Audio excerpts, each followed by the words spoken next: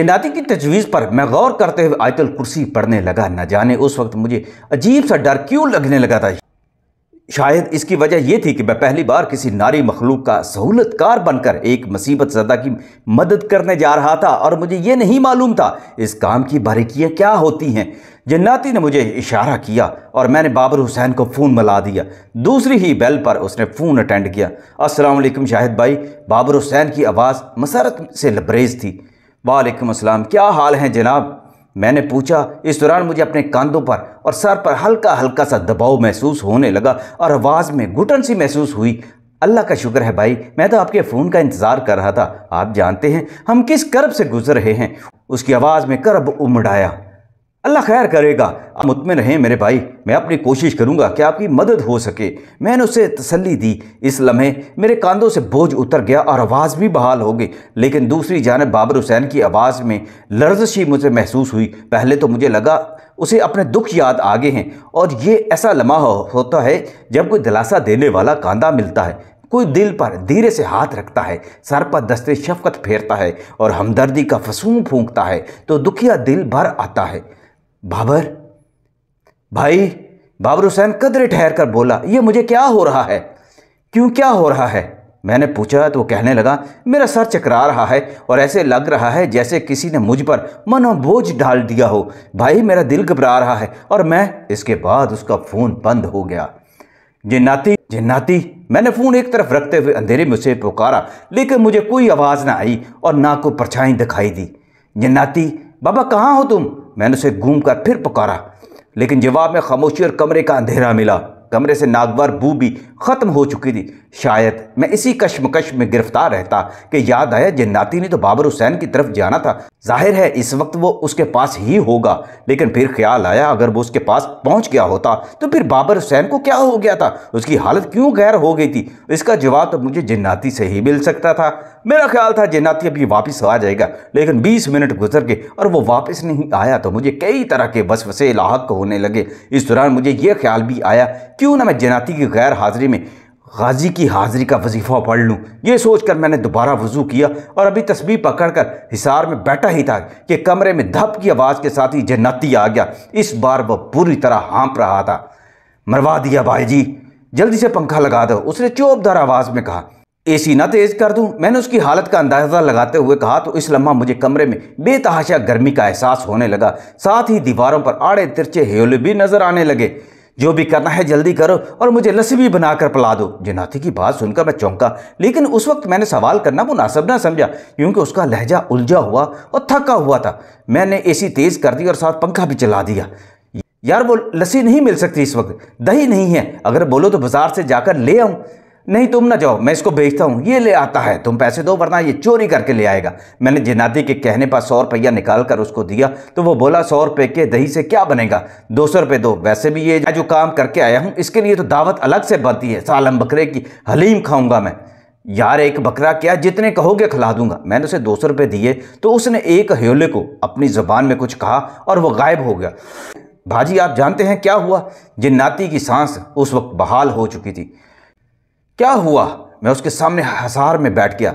उसने भी चंद कदम पर आलती मारी और बोला, तुमसे उतर कर जब मैं बाबर हुसैन पर सवार हुआ तो उसकी हालत बहुत गैर हो गई थी। मैं उस पर जाहिर तो नहीं हुआ सकता था। मेरा ख्याल था वो वजीफ़े पढ़ने वाला नमाजी होगा और अल्लाह अल्लाह करता होगा, लिहाजा मेरा बोझ बर्दाश्त कर लेगा। अल्लाह करीम जाकरों को नूर से मालामाल कर देता है, लिहाजा कोई भी जन्नाती कुव्वत उन पर ज़्यादा असर नहीं कर पाती। मगर एक बात और गौर सुन लो, मैं यहाँ तुम्हें चलते चलते एक बात बता दूँ। बहुत सारे जो जाकर होते हैं और अल्लाह के इसमें मुबारक या नूरों की तस्बीह करते रहते हैं, उन पर तो कोई भी जिन या हमजाद उतर ही नहीं सकता, उन पर तो जादू भी नहीं हो सकता। और हमारे दिल में हमेशा ये वहमा होता है कि कोई या नूरों का जाकर तो नहीं है। मगर मुझे उस वक्त अंदाज़ा हुआ बाबर हुसैन तो एक रियाकार किस्म का इबादत गुजार बंदा है। ये बात अपनी जगह ठीक है कि वो मुसीबतों में मुब्तला है। उसकी कम बख्ती कि मेरे साथ मेरे हमजाद भी उस पर सवार हो गए थे। मैं उसकी हालत देखकर अभी उतर नहीं लगा था कि उसकी बीवी यकदम कमरे में आ गई और चिल्लाने लगी। आप तो जानते ही हैं कि जिस जगह हमारी मखलूक होती है वहाँ अगर हम चले जाएँ तो उनके साथ टाकरा भी हो जाता है। اب اس وقت تو ہمیں نہیں معلوم تھا کہ بابر حسین کے گھر میں جنات کی پکھیاں ہوں گی۔ جب وہ بے ہوش ہوا تو اس کی بیوی پر اس گھر کے جنات نے قبضہ کر لیا اور وہ کچھ کلمے پڑھتے ہوئے بابر حسین پر لپکی۔ اس کی دیوانگی کا ہمیں علم ہو گیا تھا۔ اب یہ بڑا نازک مسئلہ تھا کہ ہم ظاہر ہوئے بغیر انسانوں پر حملے کریں، کیونکہ جواباً کچھ بھی ہو سکتا ہے۔ ہم نے دیکھ لیا تھا کہ بابر حسین کی بیوی پر 12 جنات قابض ہو کر ہماری جانب لپکے تھے۔ ہمیں دیکھ کر وہ کتوں کی طرح بھونکنے لگے تھے۔ ان میں سے ایک دو کی شکلیں بھی عجیب سی تھیں۔ ان کے لمبے نکیلے ہاتھوں کی ہتھیلیوں میں آنکھیں چمک رہی تھی اور چہرے بھی زرد تھے۔ یہ کس نسل کے جنات تھے مجھے کچھ سمجھ نہیں آئی، باقی ہمارے جیسے ہی تھے۔ تم کس کی اجازت سے آئے ہو؟ تمہیں جرت کیسے ہوئی ہمارے گھر تک آنے کی؟ اور تم نے بابر حسین کو کیوں پکڑا ہے؟ مجھے کیا معلوم تھا جناب کہ یہ آپ کا گھر ہے؟ بات یہ ہے آپ سے لڑنے نہیں آیا بلکہ راستہ پوچھتے ہوئے ادھر آ نکلا ہوں۔ مجھے یہ بندہ اچھا لگا اور اس سے پتہ معلوم کرنا چاہتا تھا۔ باجی میں ان کے ساتھ ایک عامل کی مدد کے بغیر لڑ نہیں سکتا تھا۔ اگر ہم لڑ پڑتے تو پوری آبادی پہ بھونچال آ جاتا اور اس علاقے کے حاکم اولیاء اللہ تک یہ خبر پہنچ جاتی تو ہمیں جلا کر راکھ کر دیا جاتا۔ ہم انسانی آبادیوں میں کوئی شرارت نہیں کر سکتے۔ ویسے یہاں میں چلتے چلتے تمہیں یہ بھی بات بتا دوں کہ اکثر بہت سارے لوگ تم سے مذاق بھی کرتے ہیں، انسانوں سے مذاق بھی کر سکتے ہیں کہ جنات اس بستی میں رہتے ہیں جہاں ظلم ہوتا ہے تو وہ خود کیوں نہیں انسانوں کی مدد کرتے، یا ایسا ہے جہاں ظلم ہوتا ہے انسانوں پر تو وہاں ان بستیوں میں جنات ان کی مدد کیوں نہیں کرتے؟ بھائی یہ اللہ کا حکم ہے، انسانوں نے اپنے کام خود کرنے ہیں۔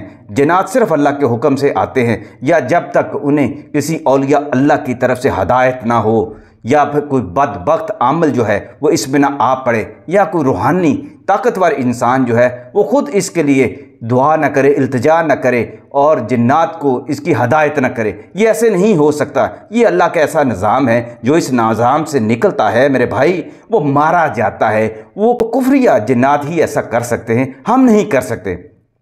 میری بات سن کر ان میں سے ایک بزرگ جن نے کہا، کہاں سے آئے ہو تم اور تمہیں کہاں جانا ہے؟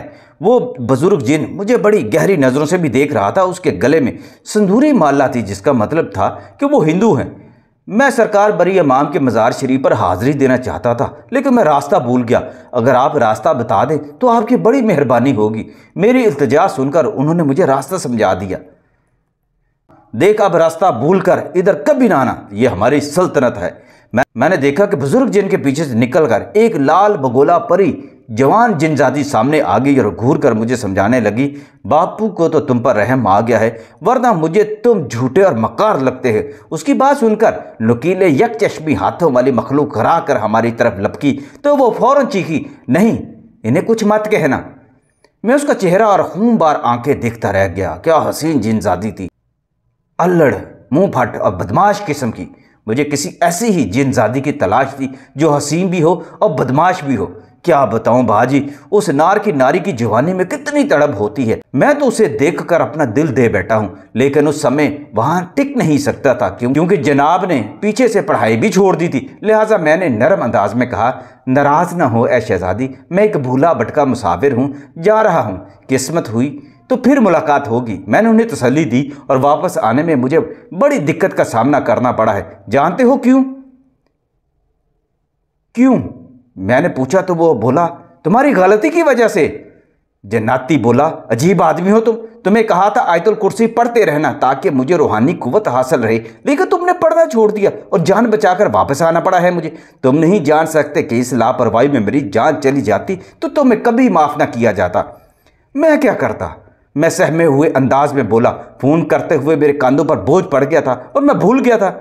جناتی نے کہا لگایا، اتنا آسان نہیں ہم سے دوستی کرنا، ہمارا بوجھ اٹھانے کی ہمت پیدا کرو پہلے۔ موکل عمل کے خون میں دوڑتا ہے، عمل جتنا زیادہ طاقتور ہوگا اس پر بوجھ نہیں پڑتا، نہ اس میں ذوف آتا ہے۔ تم ہلکے سے بوجھ سے ہی گھبرا گئے۔ خیر تمہاری تربیت کر کے ہی تمہیں اس قابل بنایا جا سکتا ہے ورنہ ہم تمہارے کسی کام نہیں آ سکتے۔ لیکن جاتے جاتے تمہیں ایک بات بتا دوں، ہم صرف ایک عام عمل پر ہی سوار ہو سکتے ہیں۔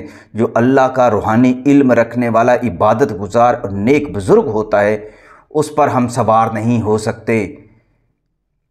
जन्नाती ने मुझे बड़े काम की बात बता दी थी, इसमें बड़ी गहराई थी। और ये सब दोस्त जो इस मेरी दास्तान को सुन रहे हैं उनके भी ये समझने वाली बात है कि अल्लाह के बरगज़ीदे और अल्लाह के ज़ाकिर जो होते हैं, जो अमलियात पर इन्हिसार नहीं करते हैं, रूहानियत के सफ़र पर शरीयत के मुताबिक चल रहे होते हैं, वो जिन्नात की खराफात और उनकी आजमाइश और उनसे पैदा होने वाली मुसीबतों का शिकार भी नहीं होते। दोस्तों, इस दौरान जिन्नाती का हमजाद दही ले आया था और मैंने एक बड़ी बाल्टी में लस्सी बनाकर उसे देना चाही तो बोला, मीठा ज़्यादा डालना बाजी। मैं धीरे से हंस दिया और खूब चीनी डालकर जिन्नाती के सामने बाल्टी रख दी। उसने खुद अपने हमजादों को बुलाकर बाल्टी में ही मुंह डाला और घटाघट यूं पी गए जैसे ना जाने कब से प्यासे थे। मैं इस बात पर हैरान हो रहा था कि हम तो सारी उम्र सुनते आए हैं कि जिन्नात आग से बने हैं, ठंडी चीज़ें उनकी हलाकत का बायस बनती हैं, लेकिन ये एसी में बैठकर लस्सी पीते हैं और अपने अंदर की आग को इंसानों की तरह ठंडा करते हैं। इसमें सच्चाई क्या है? सुना था ये हड्डी और गंद खाते हैं, लेकिन ये तो इंसानों जैसी खुराकें भी ज़ौक शौक से खाते हैं। ये एक बड़ी भेदों भरी बातें थी जो आहिस्ता आहिस्ता मुझ पर खुलती गईं और मुशाहिदात की दुनिया ख़ास तौर पर मेरे सामने जिस अंदाज में आश्कार हुई, मैं उसको आपके सामने पेश करता चला जाऊँगा। लेकिन दोस्तों, एक बात याद रखिएगा, हर इंसान पर एक जैसे तजर्बे नहीं होते, हर इंसान एक जैसे मुशाहिदात का शिकार नहीं होता, और मेरी कोई भी बात आपके लिए दलील साबित नहीं हो सकती, ना ही उसको दलील बनाकर उस पर अमल करना शुरू कर दें। सिर्फ एक बात पर अमल करें कि अपने अल्लाह की जो रस्सी है उसको मजबूती से पकड़ लें, कुरान को सच्चाई के साथ पकड़ लें, और जो अल्लाह पाक के जो ज़िक्र हैं, अस्माए मुबारका है, जो दुआएं हैं, कुरान पाक की तलावत करें। इन ज़िक्र में अल्लाह पाक की तस्बीह करते रहें, आप बेहतर रास्ते पर रहेंगे। और यही सबसे मुदल्लल जो है दलील है, अमलियात पर अमल करने की जो दलील है, उस पर अमल करना आपको नुकसान भी दे सकता है। उसको मेरे वाक़यात की दलील बनाकर खुद कोई तजर्बा ना कर बैठिएगा, वरना बहुत नुकसान उठाएंगे। और ज़िंदगी में कभी आपके अंदर अमल करने की, ज़्यादा से ज़्यादा अमल करने की, अमल बनने की जब ख्वाहिश पैदा हो जाए और आप समझें कि आप ये काम कर सकते हैं, तो फिर कोई मुर्शिद तलाश करें, फिर उसकी हदायत में करें। और चलते चलते एक बात जहन में रखिएगा, हरगिज़ मुझसे ये तवक्को ना रखिएगा कि मैं आपको अमलियात सिखाऊंगा या आपकी अमलियात में रहनुमाई करूंगा। आपका बहुत बहुत शुक्रिया।